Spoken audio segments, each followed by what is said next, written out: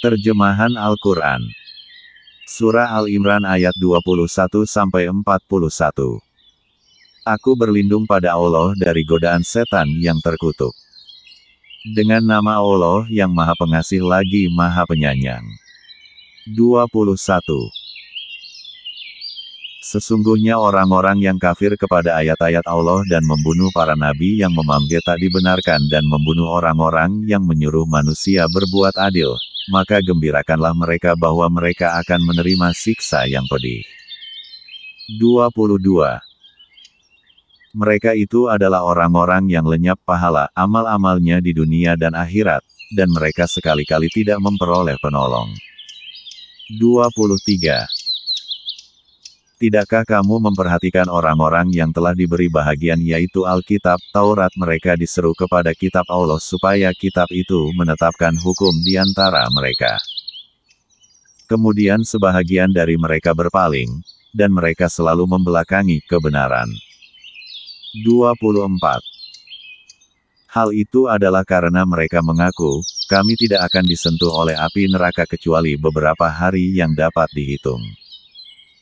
Mereka diperdayakan dalam agama mereka oleh apa yang selalu mereka ada-adakan. 25. Bagaimanakah nanti apabila mereka kami kumpulkan di hari kiamat, yang tidak ada keraguan tentang adanya. Dan disempurnakan kepada tiap-tiap diri balasan apa yang diusahakannya sedang mereka tidak dianiaya, dirugikan. 26.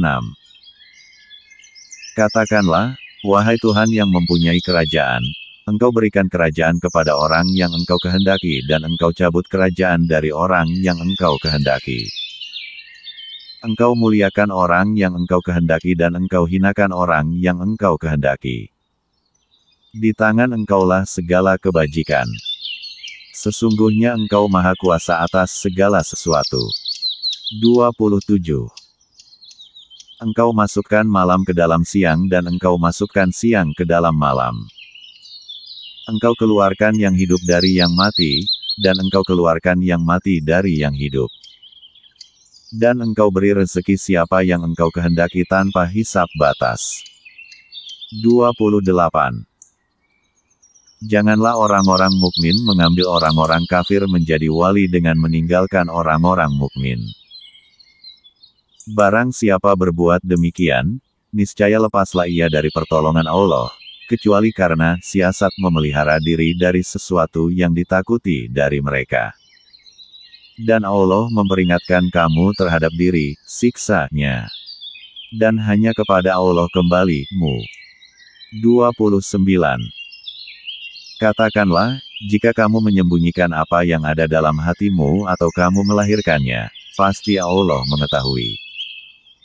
Allah mengetahui apa-apa yang ada di langit dan apa-apa yang ada di bumi. Dan Allah Maha Kuasa atas segala sesuatu. 30. Pada hari ketika tiap-tiap diri mendapati segala kebajikan dihadapkan di mukanya, begitu juga kejahatan yang telah dikerjakannya. Ia ingin kalau kiranya antara ia dengan hari itu ada masa yang jauh. Dan Allah memperingatkan kamu terhadap siksanya. Dan Allah sangat penyayang kepada hamba-hambanya. 31. Katakanlah, jika kamu benar-benar mencintai Allah, ikutilah aku, niscaya Allah mengasihi dan mengampuni dosa-dosamu. Allah Maha Pengampun lagi Maha Penyayang. 32. Katakanlah, taatilah Allah dan Rasul-Nya. Jika kamu berpaling, maka sesungguhnya Allah tidak menyukai orang-orang kafir. 33.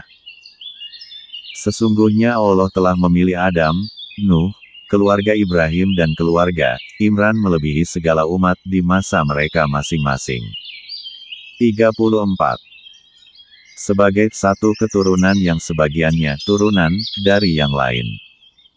Dan Allah Maha mendengar lagi Maha mengetahui. 35. Ingatlah ketika istri Imran berkata, "Ya Tuhanku, sesungguhnya aku menazarkan kepada Engkau anak yang dalam kandunganku menjadi hamba yang saleh dan berkhidmat di Baitul Maqdis." Karena itu terimalah nazar itu daripadaku. Sesungguhnya engkaulah yang maha mendengar lagi maha mengetahui. 36.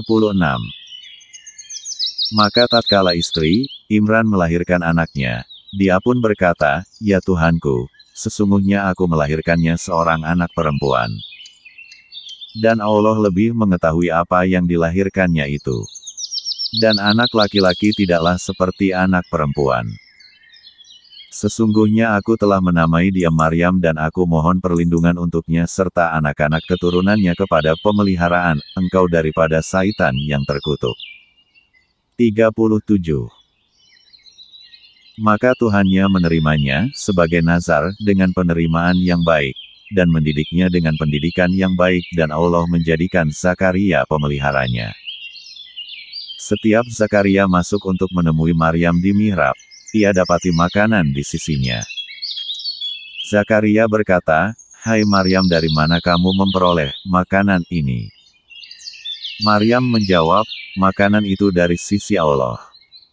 Sesungguhnya Allah memberi rezeki kepada siapa yang dikehendakinya tanpa hisab." 38.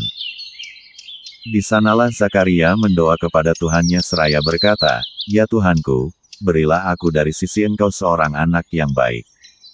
Sesungguhnya Engkau maha pendengar doa." 39. Kemudian malaikat Jibril memanggil Zakaria.